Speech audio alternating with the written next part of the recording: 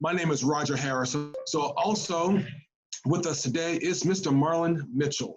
He is the president of Houston Business Development, Inc., and we'll be talking with Marlon more about what he is charged to do on behalf of the city of Houston. Also, we have Ms.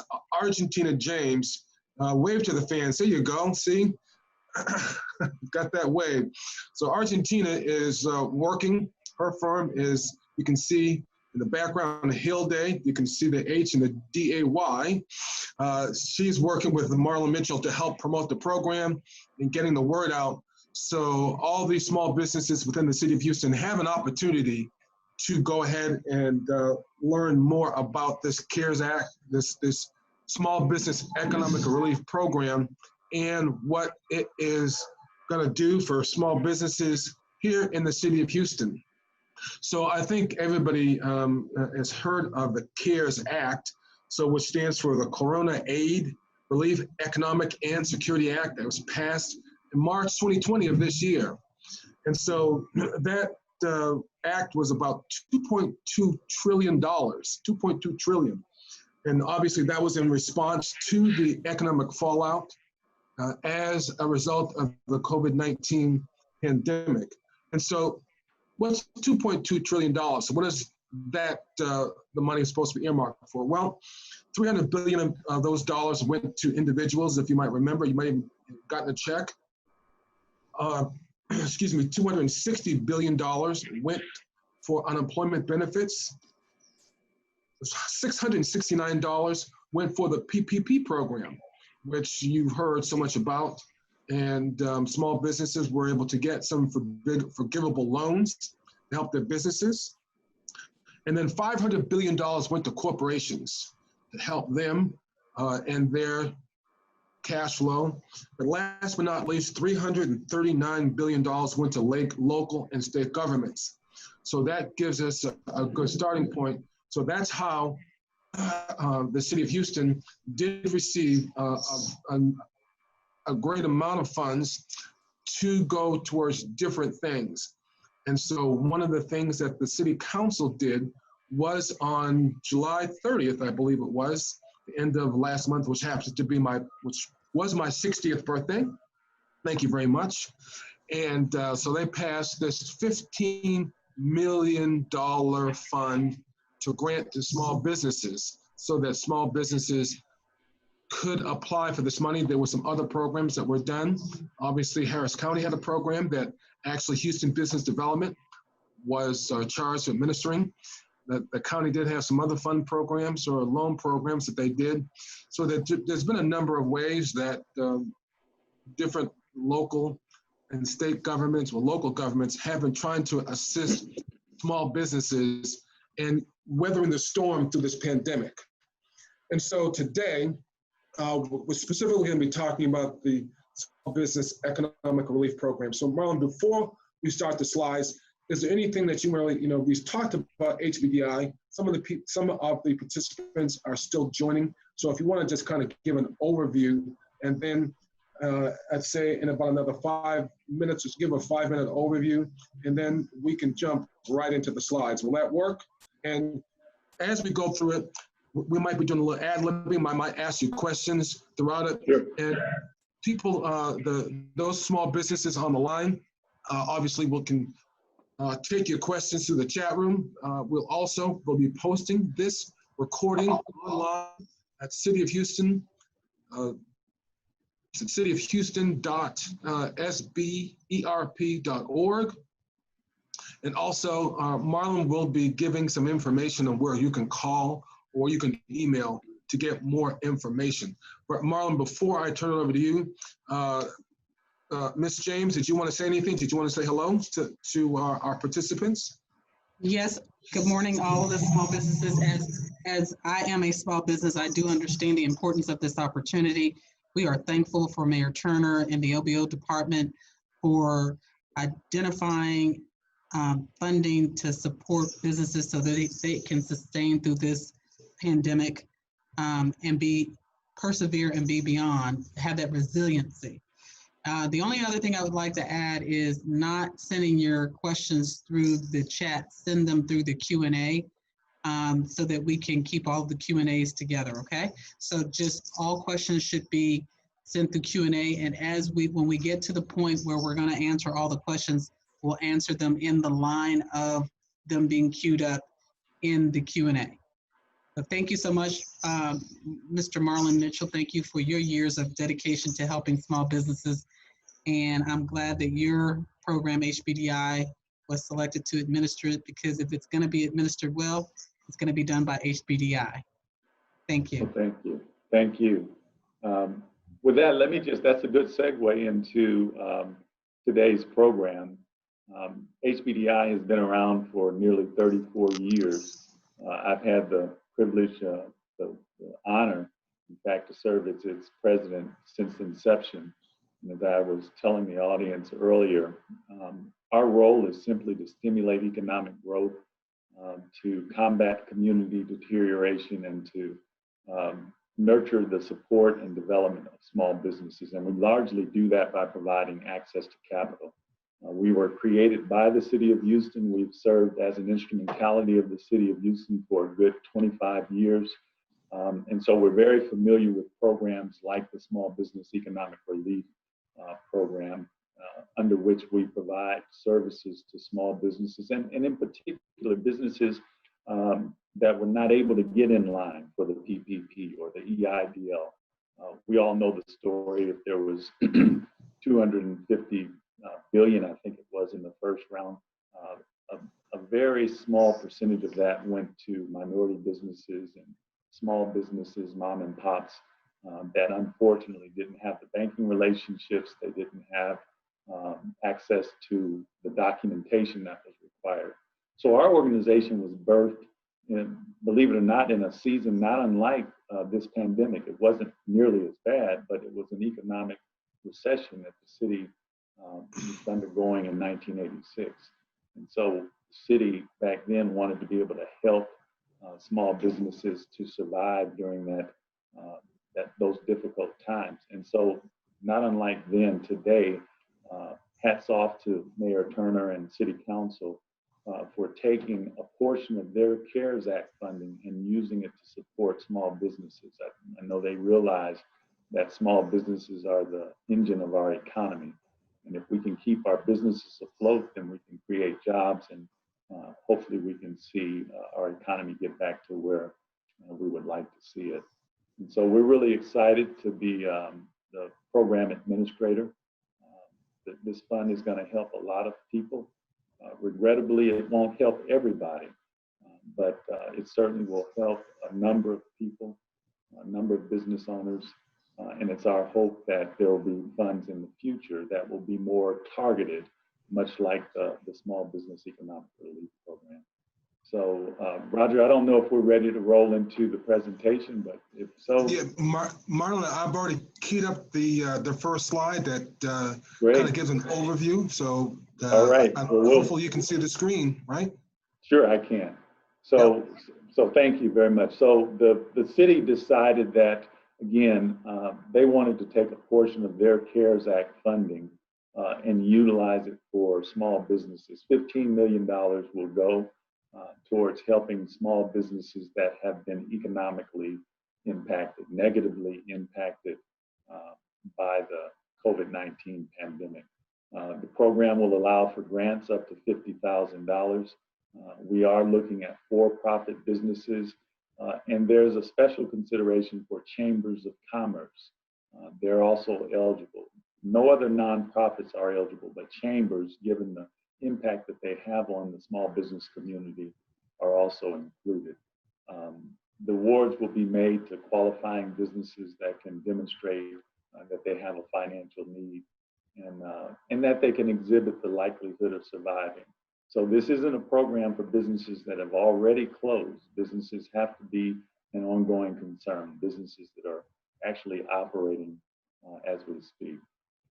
The program will also provide financial and technical assistance. You all have heard the saying that you can give a person a fish, but if you can teach that person to fish, then they'll be around for a much longer period of time. So this program is aimed at not only giving you access to the capital to survive, but also giving you the technical skill so that you can sustain your operations, even through catastrophic events like a pandemic or like a hurricane. So there will be resiliency training and an opportunity for you to prepare a recovery proposal.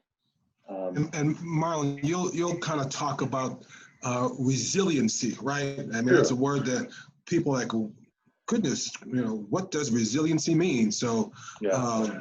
obviously, so those folks listening to, I know you've got some questions, but Marlon's going to get into that. So keep going, Marlon. Thanks. Sure. Thank you. So the program is actually administered through the Mayor's Office of Business Opportunity, where Marcia Murray is the director. So her team is actually overseeing the administration of the program. HBDI has been selected as the program administrator. We'll be responsible for working with Hill Day to do the marketing and outreach. We'll also manage the online application process. All of the applications will be submitted online, electronically. Given that we're in the midst of a pandemic, we still want to make sure that we are maintaining proper protocols, keeping everyone safe and healthy. So the best way to do that is to have applications submitted directly through the online application portal. We will then assess the eligibility and disperse the funds, and as well as provide the resiliency training, as well as the technical assistance. The resiliency training, while we go to the next slide, is really just making sure that your business has the sustainability. So when you say resilience, you want to make sure that the business is not just operating, but has the ability to operate under duress. If a hurricane hits, do you have a plan of action? And so the hope is that we can take advantage of this pandemic, even though it's very negative. It's something that I always try to find good out of the bad. And so this is a time for businesses to sort of get their house in order. And the training that we will provide will cover quite a few areas, and we'll get into that a little bit later. So in order to be eligible for the program, there are several things that we're going to look at. Number one, we want to see that the business is operating within the city of Houston. It has to be a business operating within the city limits of Houston. And the business should have been operating for at least 1 year prior to the pandemic, or prior to March 1st of 2020. Business has to show that it has revenues that have been significantly impacted. So we want to see that your business has been impacted economically. The best way to determine that is by looking at the revenues prior to the pandemic. That's why we ask for a financial statement for the prior year, and then we'll ask you for an interim statement as well. We'll compare the two to see the negative impact that your business has undergone as a result of the pandemic. But so we're looking to make sure that the business has been negatively impacted, or it's been some way or another challenged because of COVID-19. We're looking for businesses that have sales that are $2 million or less. Again, the idea is to help those businesses that have not been able to get assistance. You'll recall with the PPP and the EIDL program, we had some fairly large businesses, small in accordance with the SBA standards, but quite large in relationship to types of businesses that we're targeting with this program. The business has to be, the applicant must be in good standing with the city of Houston on property taxes, on personal property taxes. Any contracts that you have with the city have to be current. And we want to make sure that you are in good standing across the board with all city obligations. We talked about the technical assistance, the resiliency plan or recovery proposal. That is a condition. Now, if you don't have a plan in place, don't sweat that. We're not saying that you have to have a plan in order to be able to provide to be provided assistance under the program. But we are saying that we want to make sure that you have a plan at some point during this process. I mentioned earlier that chambers of commerces are actually eligible to participate in the program. That is the only nonprofit that would be eligible to participate. And that's again because chambers actually have an impact in working with the small business community. The grants that are made will be made based upon priority factors. It's not on a first-come, first-served basis. We will look at each applicant and then take into consideration several metrics. We'll look at where your business is located. If you are located in a low-income census tract with 51% or more low-income residents residing there, or if you're located in the mayor's complete communities. There are about, I believe, 10 to 11 communities that have been established.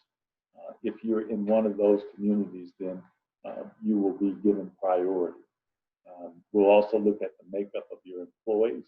If you employ 50% or more low to moderate income citizens in your business, then you will be given priority.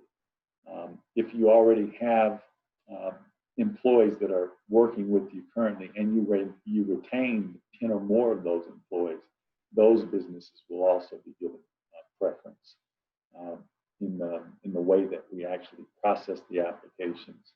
Legacy businesses or businesses that have been around for 5 years or more show the ability to sustain themselves as well as sustain the employees that they have.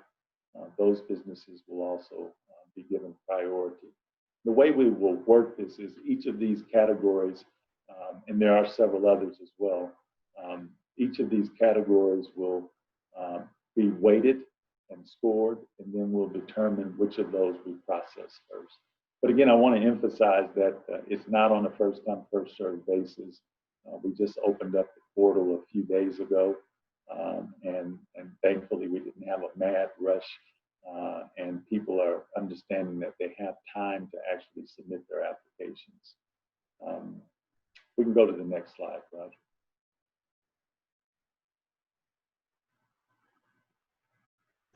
Marlon, can you move up a little Yes. closer? Some people are saying they can't hardly hear you, and so your voice is reverberating. So if you could just... Okay, let me see if I can also adjust my volume here. That might be a part of it. Better. Is that better? That's better. Okay, great.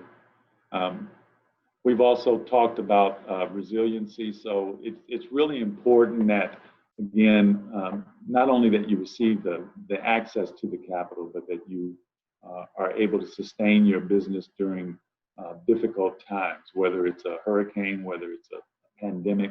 We want to make sure that you understand how to operate your business effectively and efficiently and to weather the storm, so to speak. Lastly, access to capital. We've mentioned that people applied for the PPP and regrettably were not able to access capital. So we want to make sure that those businesses are given priority.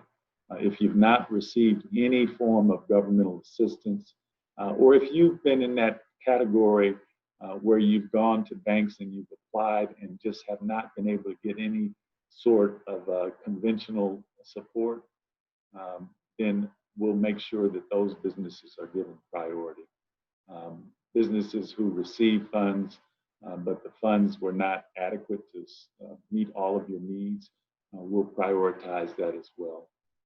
If you've had a high level of revenue loss, your sales dropped substantially as a result of COVID-19, then that again will be weighted, and then we'll score each of these metrics relative to prioritizing the grants and determine how you score, and that's how we will then process the applications.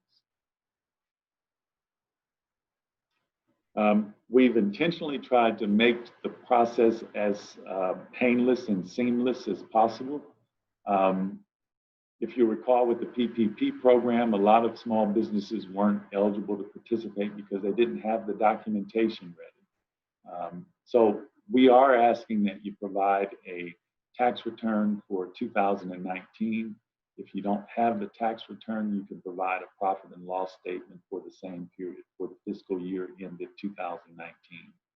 And then we ask you to provide a profit and loss statement for the interim period, June 30th, 2020 rather. That would be for the second quarter. If you don't have the profit and loss statement, then you can provide bank statements for the months of April, May, and June. Those are business bank statements that you would provide in lieu of your profit and loss statement for the second quarter.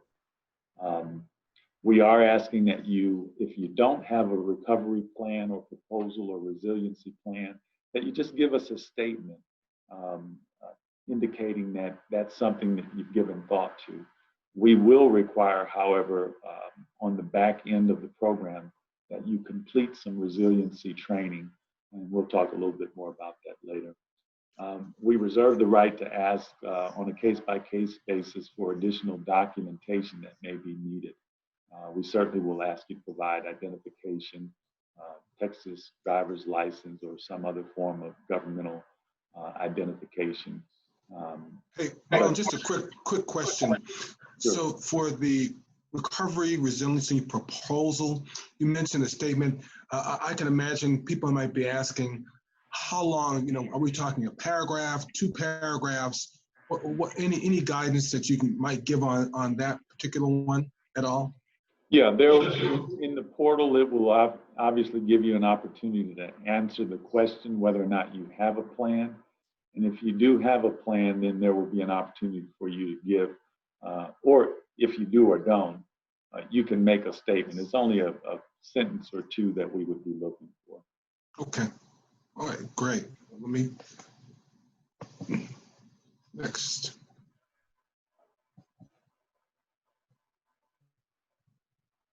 Okay, so how can the funds be used? Just about for any of your operating costs that you might have. If you want to use it to support your payroll or accounts payable, rent payments, mortgage, taxes. If you need to purchase personal protection equipment for your employees, and maybe even for marketing.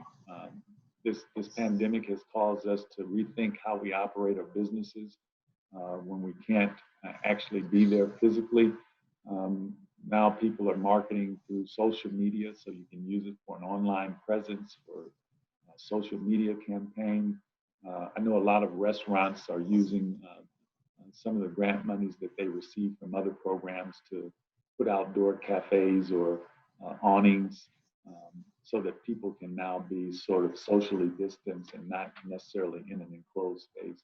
So you can use it just about for any of these purposes. The idea, again, is to help businesses to sustain themselves through this pandemic. We are asking that the grant recipients that you will provide evidence of how you've used the proceeds. So if you are using it to pay your rent, at some point we'll ask you to provide evidence of that. If you're using it to buy equipment, we'll ask you to provide evidence of that, which could be an invoice, it could be a receipt. But that is one of the program requirements as well.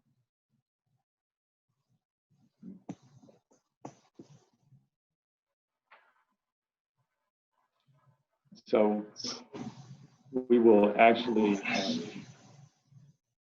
I don't know if the audience is seeing, there's sort of a, yeah, there we go. So the funds will be dispersed in installments. The first installment would be made upon the approval of the grant. We'll give you 50% upfront. And then the second half of the grant will be awarded based upon your completion of the technical assistance component. Again, the resiliency plan, the resiliency training is something that we feel very strongly about, the city feels strongly about, to make sure that business owners have the ability to continue to operate successfully. This program is designed to help businesses not only to keep their doors open, but to keep them open over a sustained period of time. So we want to make sure that you have the necessary capacity. Oftentimes, in our experience as as a community development financial institution, we make loans and people will come in and borrow the funding, but we also marry that with technical assistance, with management and technical assistance to make sure that the business has the necessary acumen to be able to navigate the waters that they'll have to go through. So this program is no different. It's wanting, we're wanting to make sure that you actually have the resources that you need to be successful. So there will be training that will cover strategic planning, and will cover financing, marketing, and human resource management. And then again, the focus will be on making sure that your business has the sustainability and the wherewithal to survive in other downturned economies, or if again a hurricane hits, or if for some reason we have a lull in the economy.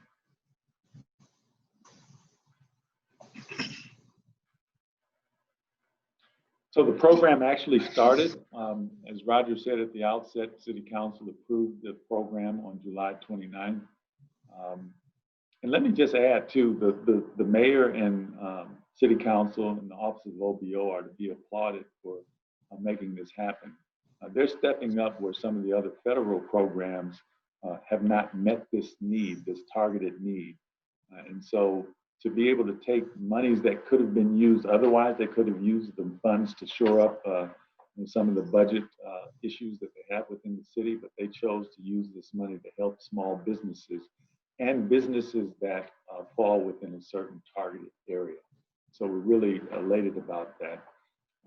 The August the 19th was the launch day. So we're 3 days into the program.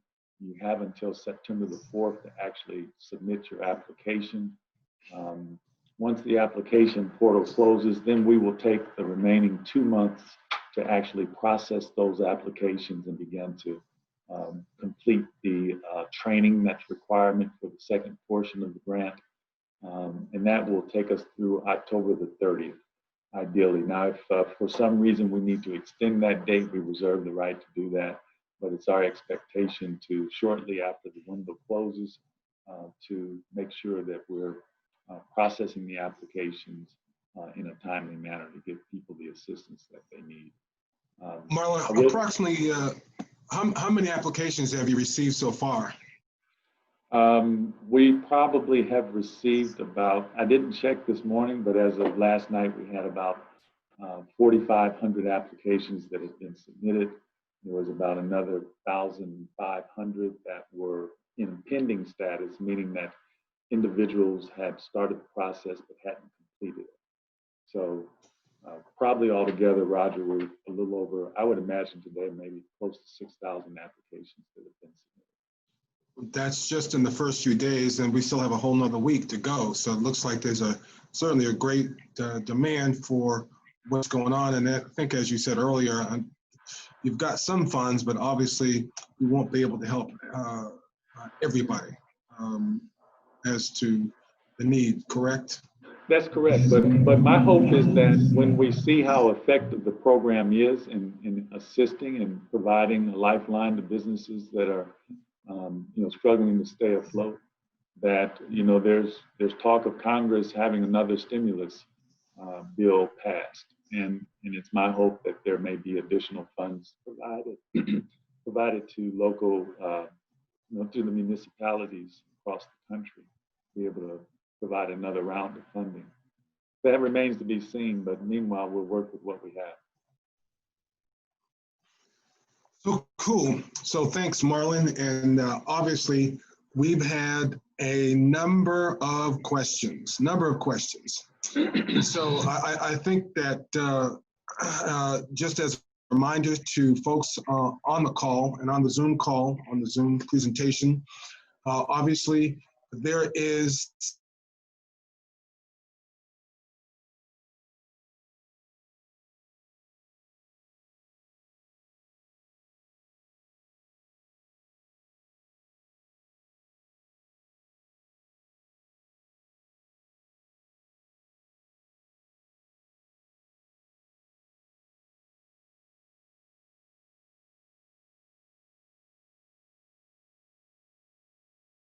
it's a number that can be called in order to find out more information.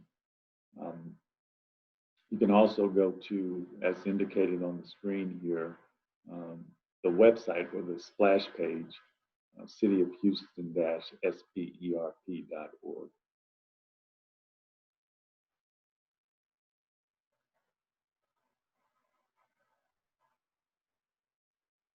Are we still live?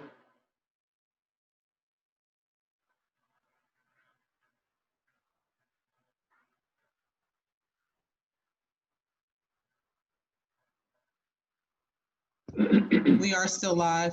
Ron, why don't you go in and start asking the questions that are in the Q&A? Okay.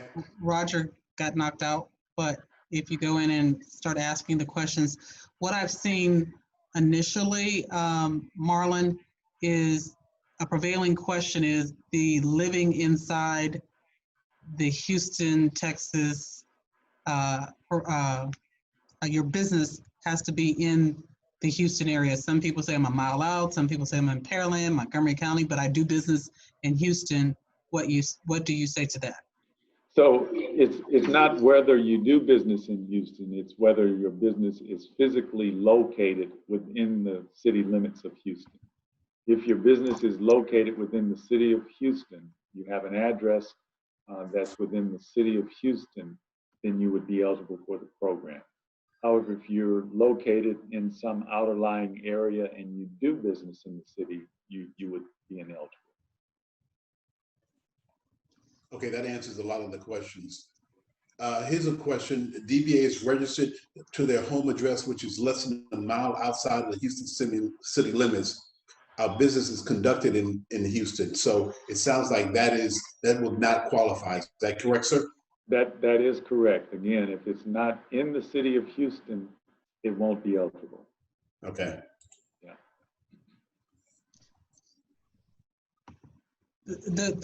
Another question that was asked, Marlon, is chambers of commerce can apply, and they're a nonprofit.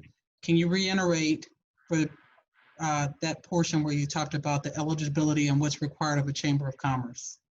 So a chamber of commerce obviously is not individually owned. There's no ownership. So when you start to complete the application, you'll see a section for owners where you're going to give name and address and so forth. The person that would need to complete that information would be the representative of the chamber, who is authorized by the board of directors to sign that grant award. So you will need to, that typically would be your executive director or your CEO or your chief financial officer, that the board has, by way of a corporate resolution, authorized that individual to sign on behalf of the chamber. So typically it's your executive director that, by way of the articles of incorporation or bylaws, they actually have the ability to sign on behalf of the entity. That's who would need to complete that information.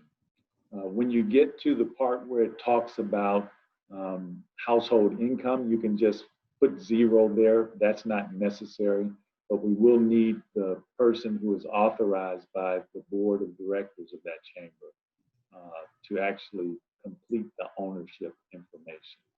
And then likewise, when you are loading up documents evidencing the type of business, you would load up as a chamber your IRS determination letter that designates you as a 501(c)(3) I believe it is. So you would upload that IRS determination letter, and then you would also want to provide a copy of the board resolution that authorizes that individual to sign on behalf of the chamber. Okay, there were a couple of questions answered by one of the first people who submitted information, and I think several of the questions have been answered, but for the purposes of people joining the call late, one, if I receive the PPP loan, does that affect my ability to receive this grant? That was one. So the answer is no, it doesn't. You would not be prioritized favorably, meaning that we're going to give, we'll weight the various metrics that we talked about earlier to determine whether your application is processed sooner than later. So we want to give preference to those businesses that have not received any assistance at all. But if you have received assistance, it doesn't preclude you from applying. Thank you. There's a series of questions by this one person or business owner. When will we hear if we receive the grants or funds? How is it determined how much a small business receives? And I think you kind of talked about that, but if you could reemphasize that. And why are the smallest of small, true small businesses and HBSUs are not benefiting from most of these grant programs? And I think you kind of answered that with, this is why the mayor is doing this program this way, to make sure that the way that it's being determined tries to get to the people who have not received any help. So Exactly. Will there be a list of those small businesses that received the funds and how much they received? That's a question. That would be something that the city would determine. We don't have, as the program administrator, any plans on providing a list of businesses that have actually received funds.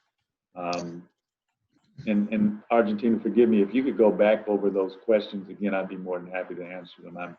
Sure. The one is, when will we know, or when will they know that they've been selected for a grant or not? I know that we received some feedback real quick that if automatically some things are factored and you'll get a response back, but you can address that.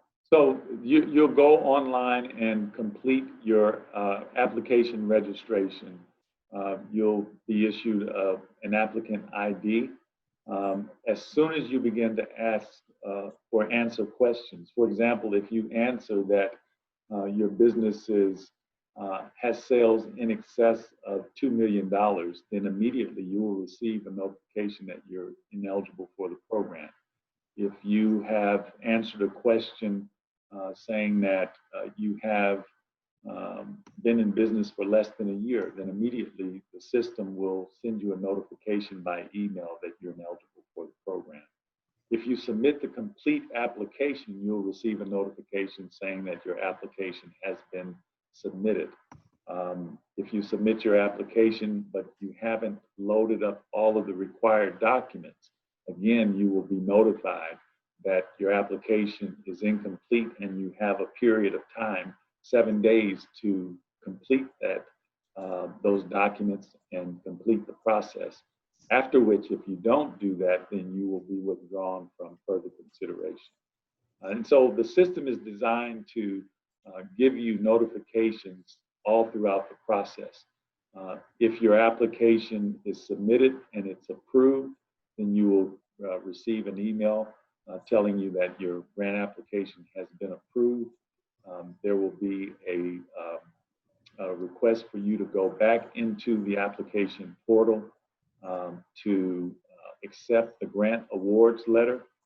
You sign off on that grant award letter. Also provide us with an electronic ACH form and a voided check. Once that information is submitted back to us and we verify that the information in the ACH form matches the voided check, then the first installment, 50% of the grant award, will actually be mailed or actually deposited into your banking account. Now, I think the second part of your question dealt with how is the grant amount determined? The grant amount will actually be determined based upon your operating expenses. So we'll take your operating costs, your average monthly operating costs, and multiply that times 3. And that's the eligible grant amount, not to exceed $50,000.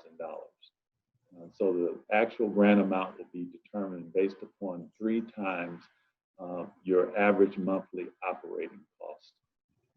When we determine operating costs, we'll look at your profit and loss statement or your 2019 tax return, and we'll look at the Schedule C of that tax return and look at your operating expenses. And if you don't have that information available, we can actually look at individual documents. Needless to say, it's much simpler if we have the 2019 profit and loss statement or tax return, and we can see what your operating expenses are.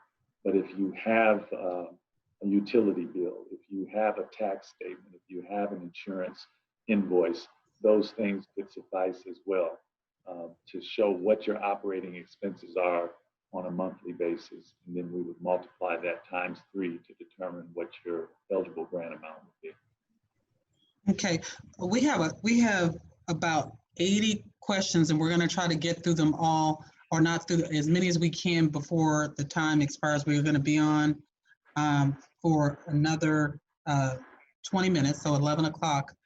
We're going to, or 11. Actually, we have it until 11:30, but we're going to try to make sure that we can answer as many calls as possible. I mean, as many questions as possible. A couple of things. What proof do I need to provide to show my business was impacted by COVID? And the other was, if I'm a law firm, how do I best show decrease in revenue? The decrease in revenue would be evidenced by your 2019 tax return, which is pre-COVID, will show us what your revenue was. When you provide us with the profit and loss statement for the second quarter, or for the period ended June 30th of 2020, that should indicate that your sales actually dropped. So what we'll do is we'll look at what you did in 2019.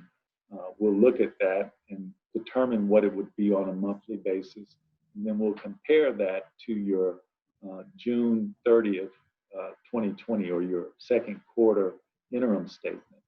And what we should see is that there's been a drop in your revenue, drop in your income.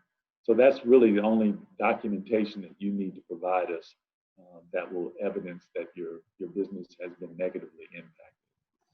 Okay, a question was, I started the application process this morning. I believe my business will qualify, but I was declined. Is there a question that I would have kicked me out from being approved or stopped me from being approved? And then the other, along that line, the other is, what advantages do an MWBE certified firm have in terms of being considered with the with this relief fund? Sure. So the first answer, first question, you would be declined if in fact you answered one of the questions, the eligibility questions, and you are ineligible. If you, for example, answered that I have sales in excess of $2 million, or if you answered that I am not in the city of Houston, you're going to immediately be declined and not able to go forward with the application. And so there are several of those questions. I'm not sure exactly which one it might be that impacted this individual caller, but that would be the only reason that you would get a decline. One of the, oh, go ahead. The other answer or question that you posed is there any advantage for MWBEs? And there is none. So if you're an MWBE or you're part of one of you've gone through the certification process with the OBO office, that doesn't give you an advantage in this program. Okay, there was a question asked about training in person or virtual, and I believe all the training will be virtual, correct? That is correct. All right. The other question is, the application seems to be geared to a specific industry. Can you clarify that? No, it is not geared to any specific industry at all.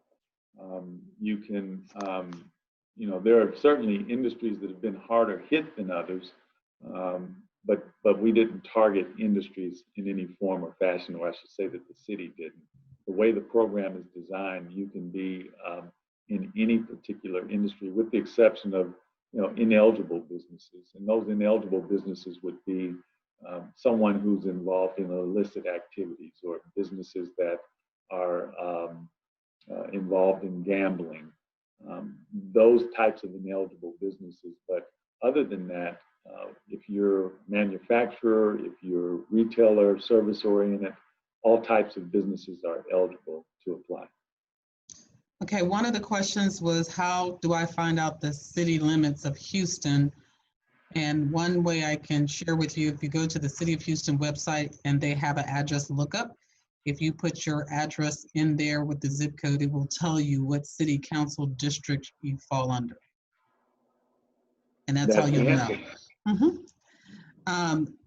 The question is, I haven't filed my 2019 taxes yet. Will the 2018 taxes be okay to submit? 2018 taxes will not suffice. We need your 2019. If you don't have 2019 taxes, you then would have to provide the 2019 profit and loss statement. Okay, the question is, the technical assistance activities, are those free to businesses to participate in? Yes, there's no charge for the technical assistance. That'll be provided through HPDI and through our consultant working with us. So yeah, no charge though. And I want to emphasize the technical assistance for this grant this grant program. You have to have received the grant to participate in the technical resiliency, or no? So That's can you correct. clarify? So No, that's correct. Okay. Yeah, it's not technical assistance to complete the application or any other form of technical assistance. The technical assistance will be for those businesses that have been awarded a grant, and then they will actually receive assistance on the back end prior to the second installment. Okay. There was a question that a person started their application and they had some problems uploading the link. It didn't work, and then they couldn't log back in. So the question is, once you start the application process, are you able to come back if you don't have all the documents, or do you have to start over? No, once you start the application process, you will be issued an applicant ID. You start the process by registering. You have a user ID and a password.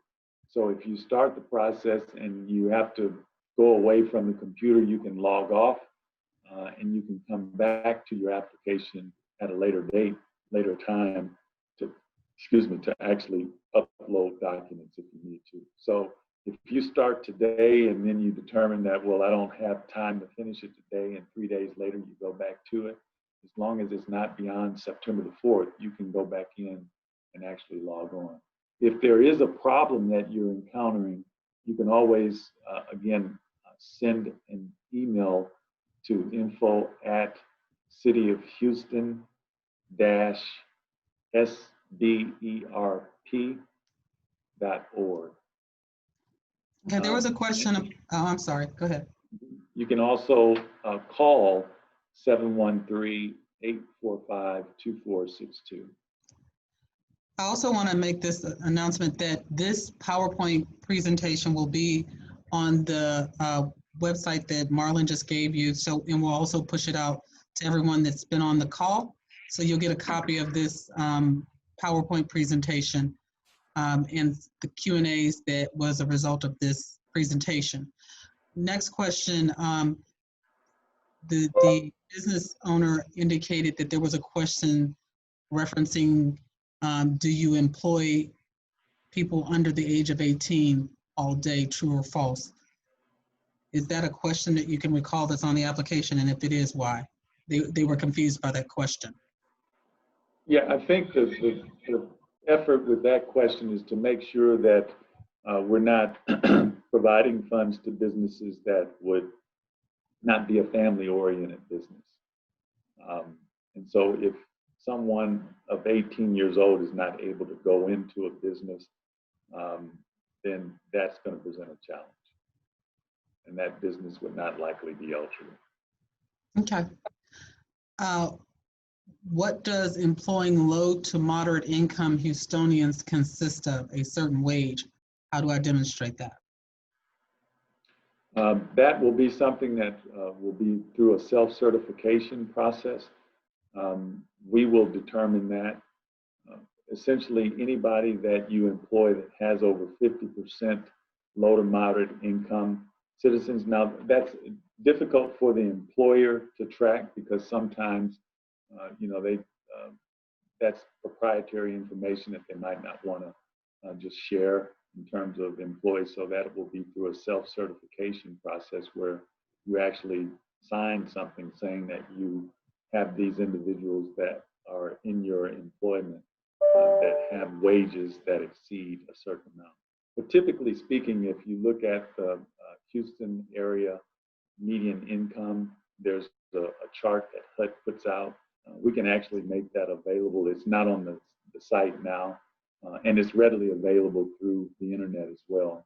You can Google it, and it shows you what the average household income is for families of 1 all the way up to 8.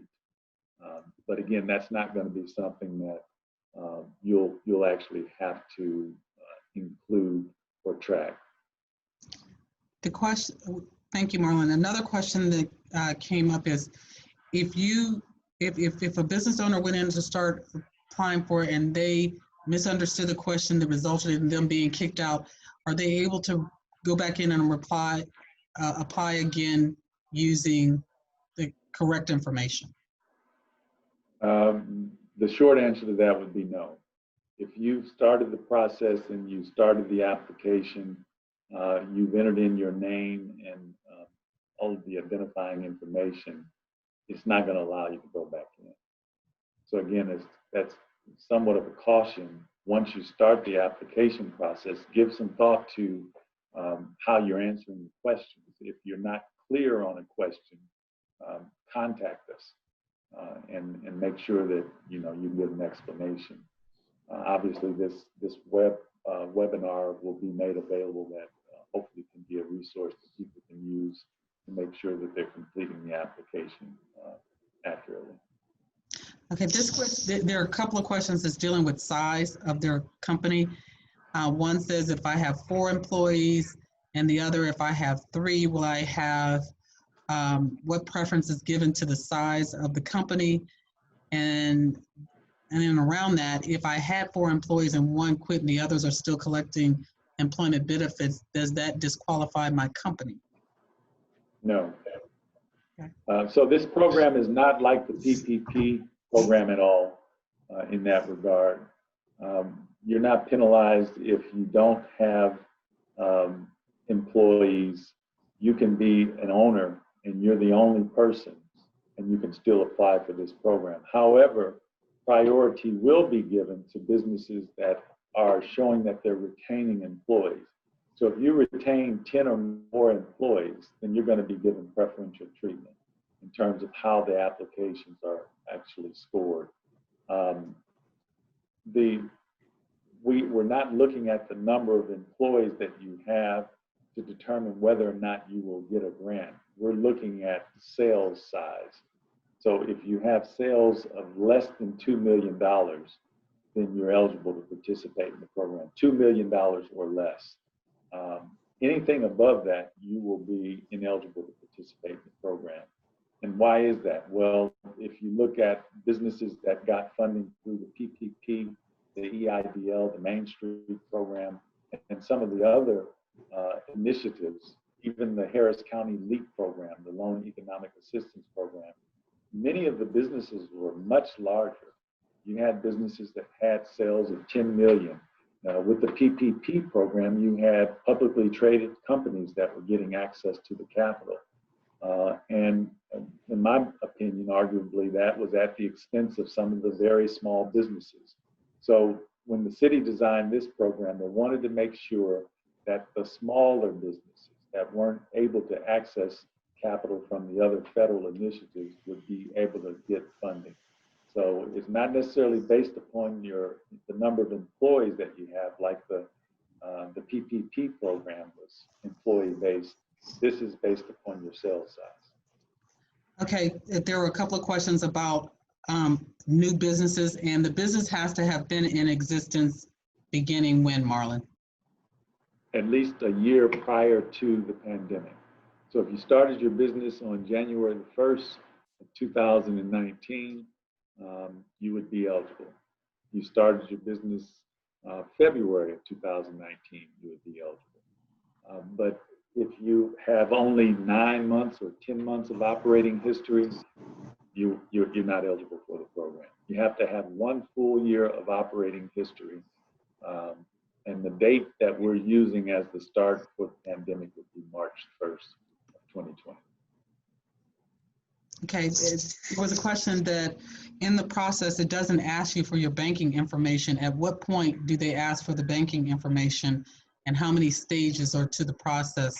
How many phases of once you submit the information, what are the different steps that would let them know that they're still in the hunt for the grant?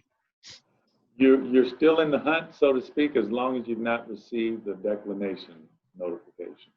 The moment you receive a declination notification, then you're no longer eligible for whatever the reason might be. And so some of those reasons could again be that you have sales in excess of $2 million, you're not in the city of Houston, you're not in good standing with the city of Houston, you have some outstanding tax obligation, you weren't negatively impacted by COVID, your business hasn't been established for at least a year.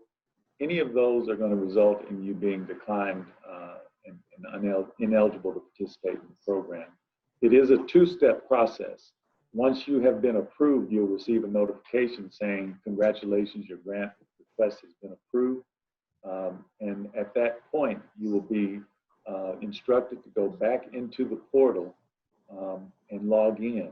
And then you will see a page that will enable you to complete an ACH form, automatic clearinghouse form that gives us the bank information. You'll also upload a voided check. And then you will also sign off, execute a grant award letter that will also be in that portal. Upon your submitting that back to us, then we will disperse the first installment, 50% of whatever you're eligible for. Once you receive that, then the second portion, the second installment, will be dispersed upon your completion of the technical assistance training. That technical assistance training will be made available again electronically through the portal, where you will actually be able to go in and log in and actually access the webinars that will have the training conducted. We'll also have some live webinars that you can participate in for those who have been awarded a grant. So it's actually a 2-step process. Now, having said that, there'll be some folks who go in and they complete their application, but they've not uploaded all of the documentation.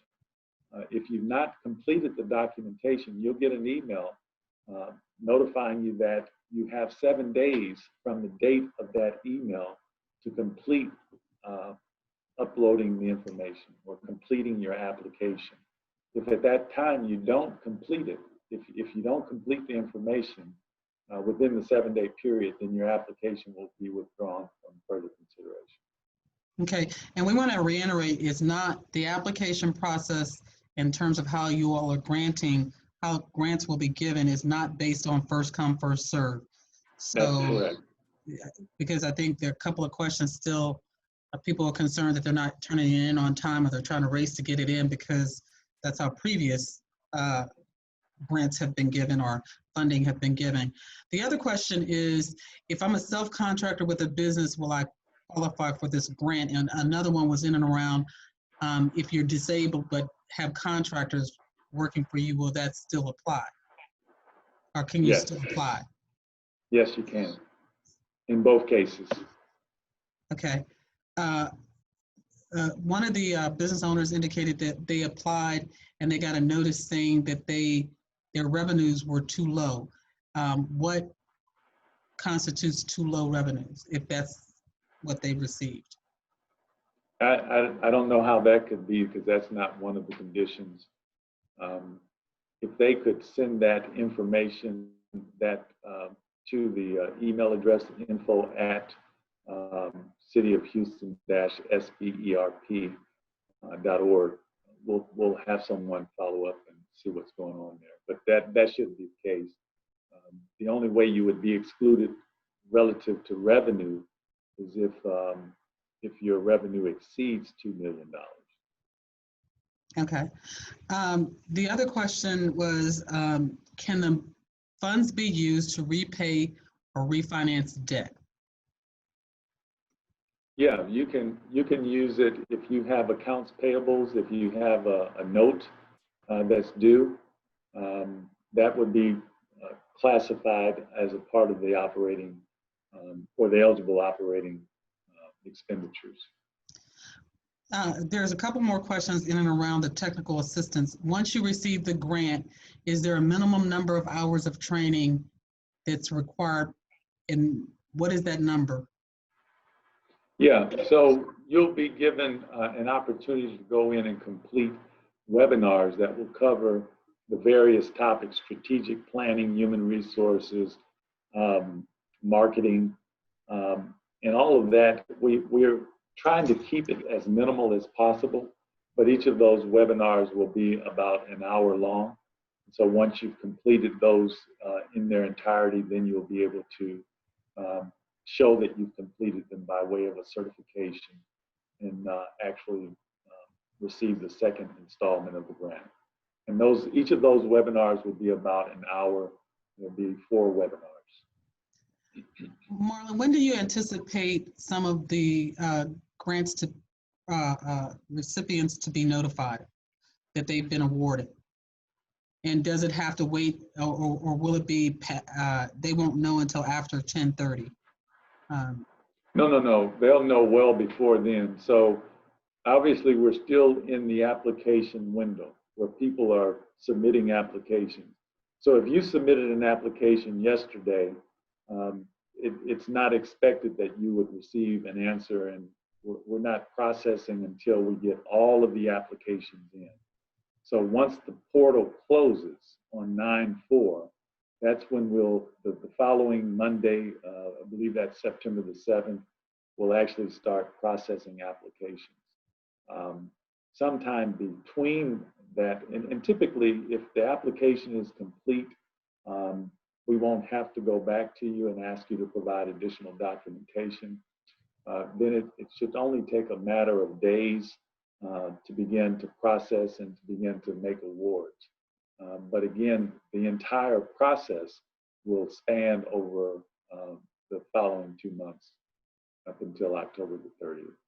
So there will be grants and notifications along the way after the application process has closed.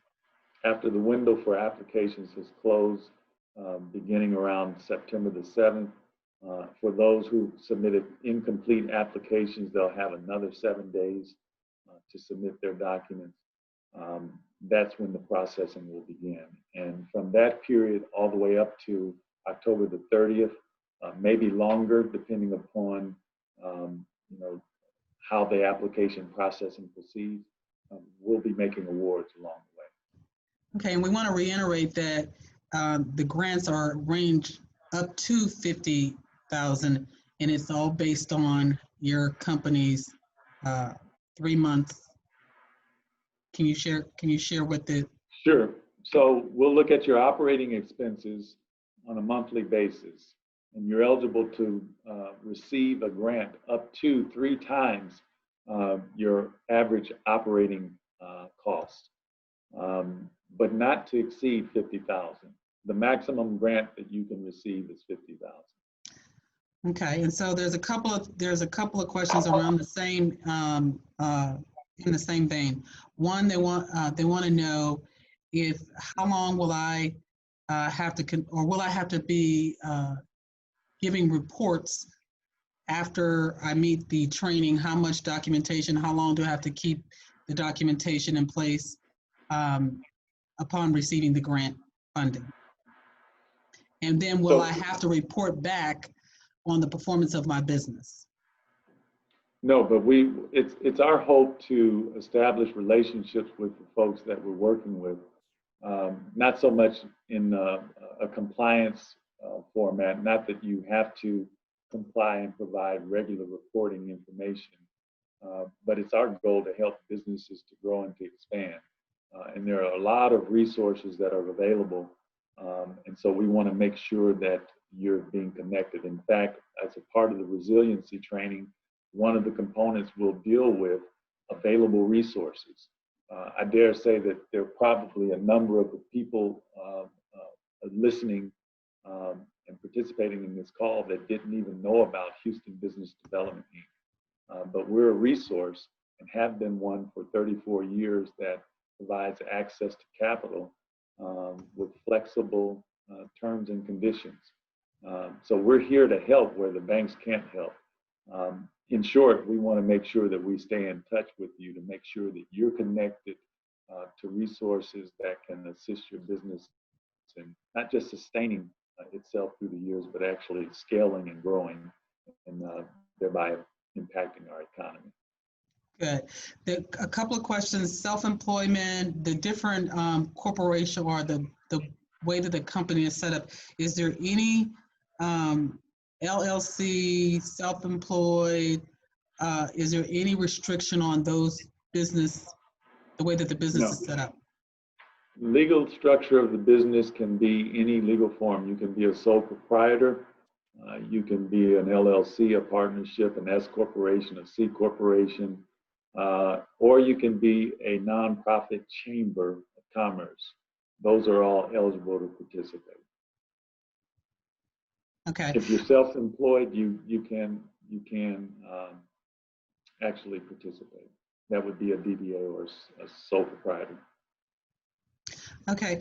A question was asked. My company was established as an LLC out in Fort Bend in 1996, but then the coworker reestablished and took out a loan and purchased in 4/5/2019. The relocation home home-based business is in Houston. Would that affect my application? So basically what he's saying is that my business initially was established in 1996, but the structure of the business and the location changed in 2019, 4/5/2019. How would that affect their application? You wouldn't be eligible. Okay. Unless if you have to provide us with documentation that the business has been established for at least a year prior to the pandemic. Okay. And if your business was in Fort Bend previously, and now you have a new name and a new location, we're going to ask you, well, when was that established? If it's 4/19, that's not a full year, so you wouldn't be eligible. Okay, and then now I would say this too. There is a Fort Bend County program. So I don't know what happened to the Fort Bend business that you established, if it still exists. If so, then you might be eligible for the Fort Bend County program, which also uses CARES Act funding. So Fort Bend County has a program, Harris County has a program, and the city of Houston obviously is now rolling out this program. Unfortunately, everybody will not be eligible, but there are resources that we're trying to make sure that you're aware of that you can actually take advantage of. So if you're not in the city of Houston, you might want to make sure that there may be other programs that you can participate in, whether it's Fort Bend or Harris County. Thank you, Marlon. The question was about citizenship of the owner. Does the owner have to be a U.S. citizen or a green card holder? Not necessarily. As long as we can see that you have an established business in the city of Houston and you can provide proper identification, then you would be eligible. Okay, and then the question around if someone has filled out the application and as a result of this workshop or this training, they want to go back and revise something on their application, can they do that? The short answer is no. If you've already submitted an application and you try to go back in, it's going to reject you because you're not going to be able to go back in and sign in as the same individual. If you want to send an email to info@thecityofhouston-sberp.org and explain what happened, then we can perhaps give some consideration to it. But I want to again caution people when you go in, it's asking you questions of eligibility, and it's going to determine whether or not you're eligible based upon what you put in. So you've got to make sure that you're giving thought to each of the questions and answering the questions accordingly. One question, thank you, Marlon. One question has a couple of questions. One have to do around sensitivity of the information. Who has access to this information, and how will it be maintained, and confidentiality? It's no different than if you were applying at a bank, or if you came to Houston Business Development Inc. and applied for a small business loan. All of the information is treated as proprietary information. It's only the HBDI staff that actually has access to that. Obviously, it's the city's program, and the city will have access as well, but it's proprietary information. It's no different than if you went into a bank. In fact, when you look at the application, there's disclosure statements on how the information will be handled, and that's with the utmost and strictest confidentiality. Okay. The other question is, what is the time frame of the first? Do you believe the first disbursements, 50% disbursements, will be made? Sometime after September the 7th. Can't tell you exactly when, but sometime shortly after September the 7th is when we'll begin processing. And shortly after that, we'll be able to make disbursements. There was a question around my business closed. My physical office in Houston closed due to Corona, and I work out of Katy, out of their house in Katy. Will they still qualify? If the business is no longer operating, if there's no ongoing business, then you would not qualify. Program has to. Clarity, Marlon, they're saying they still operate, but they're operating out of their home in Katy. They closed down their office in Houston due to Corona, and they're working from home in Katy. Right. So if the business is no longer operating, if they've closed the business and they're in Houston, that was in Houston, and you close that business, then that business is no longer operating in Houston. If you now are saying that your business location has become a home-based business and it's outside of the city of Houston, then you wouldn't be eligible. I'm not sure if that's, I'm not really sure if that's what the person's trying to say. I think they're saying, hey, look, we still have the office there. We're just, still operating from the Houston location just at the present time. So I still think they're considering Houston as their principal place of business, and but then they're just not. So I think that's what they're saying. I think what I want to make sure that the audience knows is that if your business is no longer open, if you're not open for business, then you won't be eligible for the grant. It's for businesses that are ongoing concerns. And at the outset of this presentation, the city's goal is to help sustain businesses and to help those businesses that have the wherewithal to continue to operate and sustain themselves through this pandemic. And so they're working with businesses that are still open.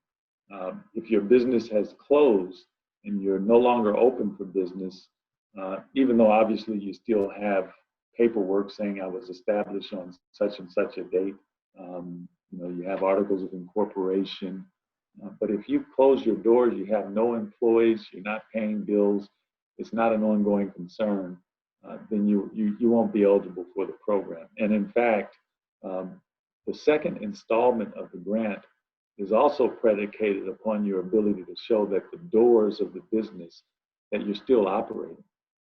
So it's not just the resiliency training that will be a requirement of that second installment, but it's also going to be that you show that that business is still operating as an ongoing concern.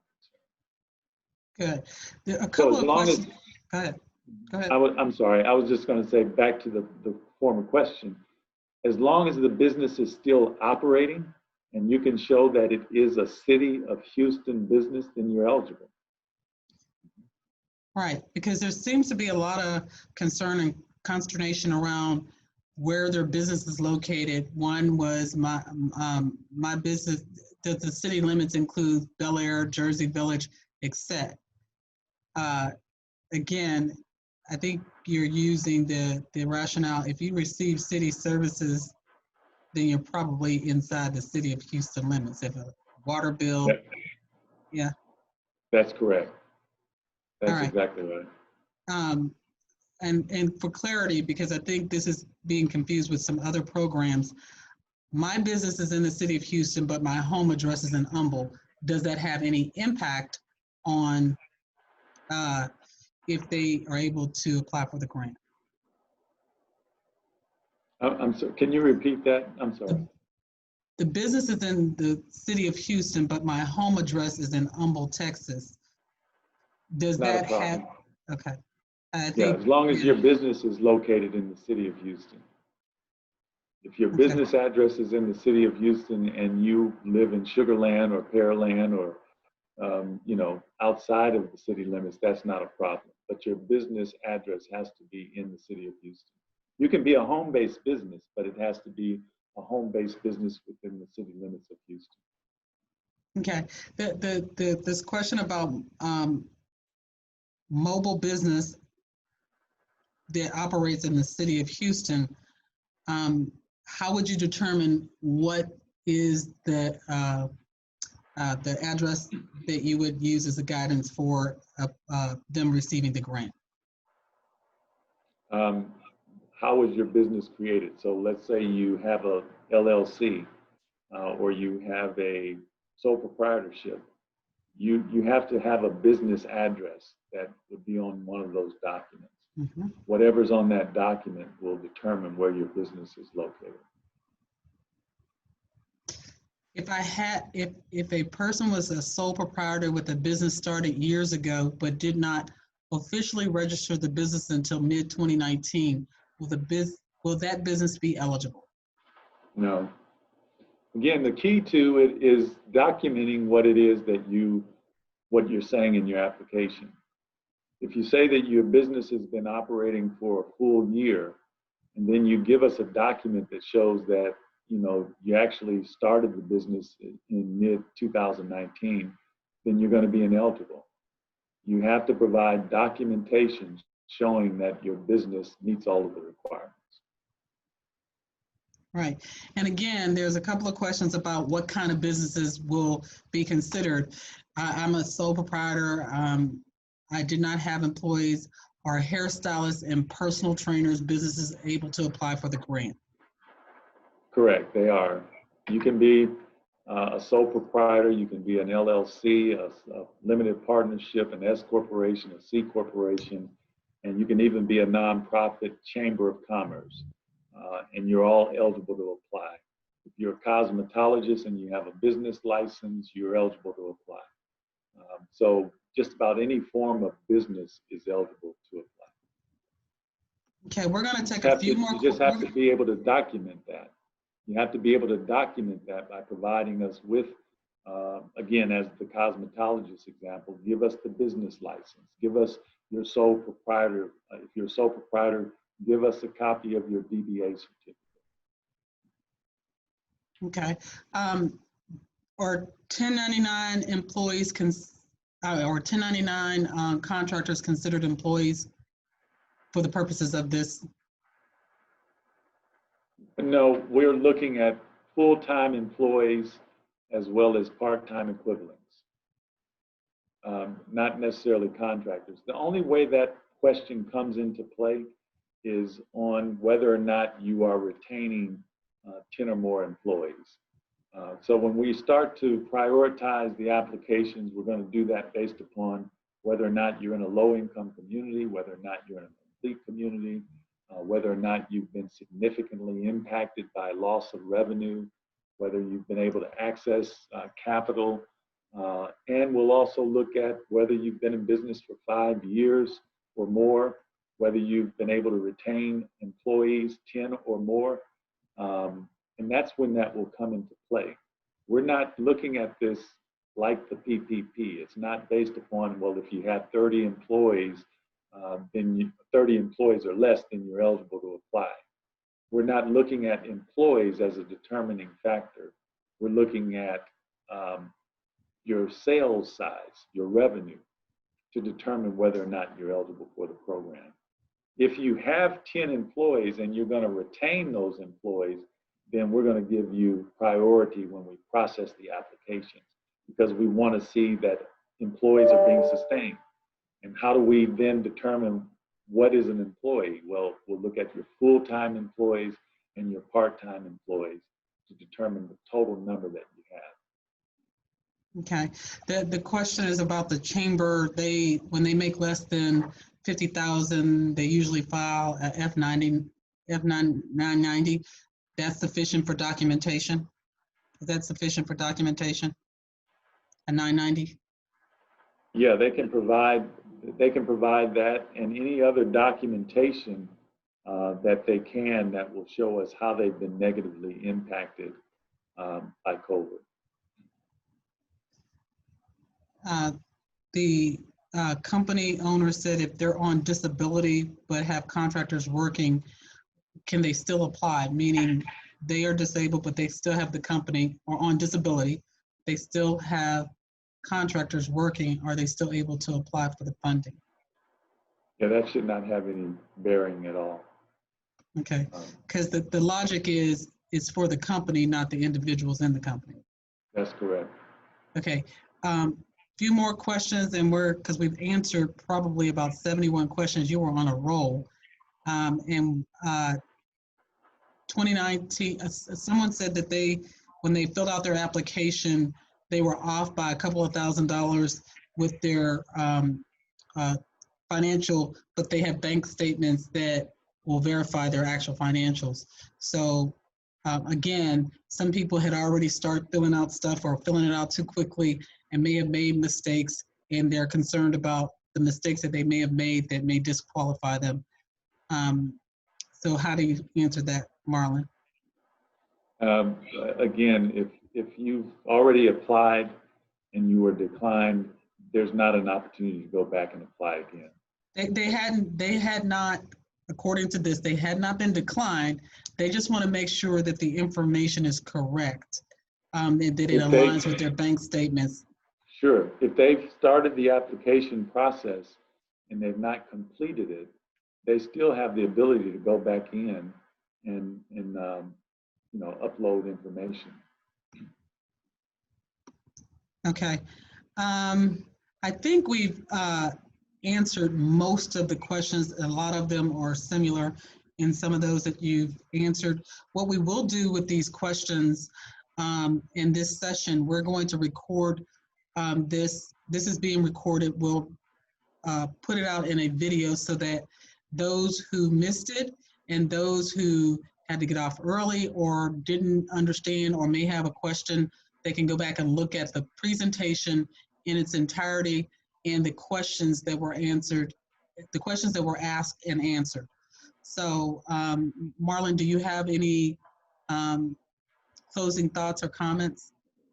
Sure. I want to encourage everyone again to, when you start the application process, if you have any questions at all as you're going through it, something that may not be clear, then contact us by either 713-845-2462.